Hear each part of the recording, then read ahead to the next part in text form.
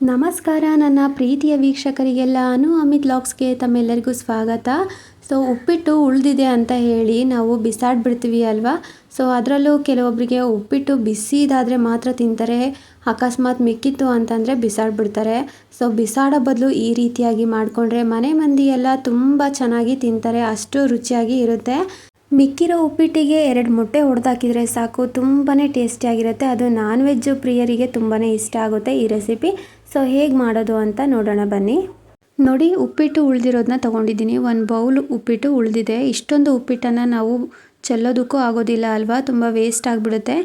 ಅದಕ್ಕಾಗಿ ಈ ರೀತಿ ಮಾಡಿಕೊಂಡ್ರೆ ಒಂದು ತುತ್ತು ಬಿಡದೆ ಎಲ್ಲರೂ ಕೂಡ ತಿಂತಾರೆ, ಅಷ್ಟು ಟೇಸ್ಟಿಯಾಗಿರುತ್ತೆ. ಈಗ ಗ್ಯಾಸ್ ಮೇಲೆ ಒಂದು ಕಡಾಯಿನ ಇಟ್ಕೊಂಡು 3ರಿಂದ 4 ಟೇಬಲ್ ಸ್ಪೂನಷ್ಟು ಎಣ್ಣೆ ಹಾಕ್ಕೊಂಡಿದ್ದೀನಿ.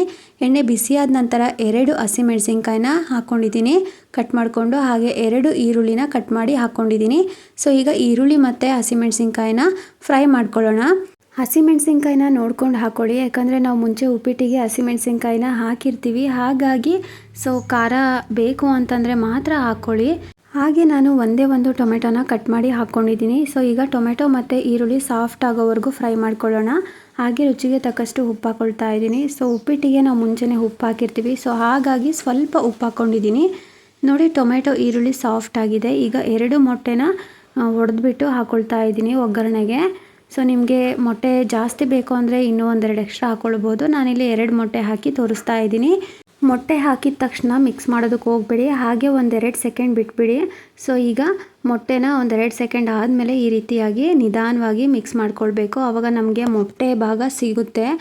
ಸಡನ್ನಾಗಿ ಮೊಟ್ಟೆ ಹಾಕಿದ ತಕ್ಷಣ ಮಿಕ್ಸ್ ಮಾಡ್ಕೊಂಡ್ಬಿಟ್ರೆ ಮೊಟ್ಟೆ ಎಲ್ಲ ನುಣ್ಣಗಾಗ್ಬಿಡುತ್ತೆ, ನಮಗೆ ಉಪ್ಪಿಟ್ಟಿನ ಜೊತೆಗೆ ಮೊಟ್ಟೆ ಕಾಣಿಸೋದೇ ಇಲ್ಲ. ಹಾಗಾಗಿ ನೋಡಿ, 1-2 ಸೆಕೆಂಡ್ ಬಿಟ್ಬಿಟ್ಟು ಈ ರೀತಿ ಮಿಕ್ಸ್ ಮಾಡಿಕೊಂಡು ನಾವು ಮೊಟ್ಟೆನ ಫ್ರೈ ಮಾಡ್ಕೊಳ್ಬೇಕು.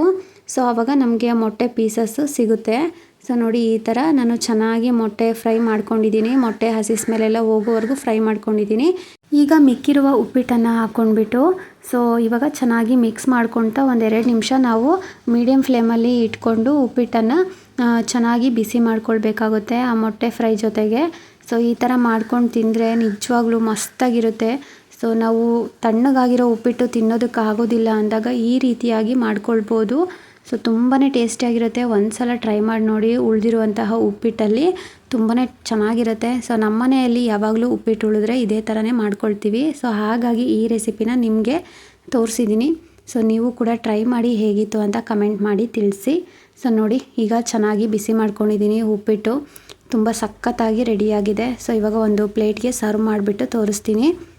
ನೋಡಿದ್ರಿ ಅಲ್ವಾ, ಉಳಿದಿರುವಂತಹ ಉಪ್ಪಿಟ್ಟಿಗೆ ಮೊಟ್ಟೆ ಹಾಕಿಬಿಟ್ಟು ಈ ರೀತಿಯಾಗಿ ಮಾಡ್ಕೊಂಡು ತಿಂದರೆ ನಿಜವಾಗ್ಲೂ ಒಂದು ತುತ್ತು ಕೂಡ ಬಿಡೋದಿಲ್ಲ, ಅಷ್ಟು ಚೆನ್ನಾಗಿ ಖಾಲಿ ಮಾಡ್ತಾರೆ, ಅಷ್ಟು ಟೇಸ್ಟಿಯಾಗಿರುತ್ತೆ. ಖಂಡಿತವಾಗ್ಲೂ ಒಂದು ಸಲ ಟ್ರೈ ಮಾಡಿ ನೋಡಿ, ಮಸ್ತಾಗಿದೆ. ನಿಮ್ಮೆಲ್ಲರಿಗೂ ಈ ರೆಸಿಪಿ ಇಷ್ಟ ಆಗಿದೆ ಅಂತ ಅಂದ್ಕೊಂಡಿದ್ದೀನಿ. ನೀವು ಕೂಡ ಟ್ರೈ ಮಾಡಿ ಕಮೆಂಟ್ ಮಾಡಿ ತಿಳಿಸಿ. ಹಾಗೆ ಮರಿದೆ ನನ್ನ ಚಾನಲ್ನ ಸಬ್ಸ್ಕ್ರೈಬ್ ಮಾಡಿ, ಸಪೋರ್ಟ್ ಮಾಡಿ, ಹಾಗೆ ಲೈಕ್ ಮಾಡಿ, ನಿಮ್ಮ ಫ್ರೆಂಡ್ಸ್ಗೆ ಫ್ಯಾಮಿಲೀಸ್ಗೆಲ್ಲ ಈ ವಿಡಿಯೋನ ಶೇರ್ ಮಾಡಿ. ಈ ವಿಡಿಯೋನ ನೋಡಿರೋ ತಮ್ಮೆಲ್ಲರಿಗೂ ಧನ್ಯವಾದಗಳು.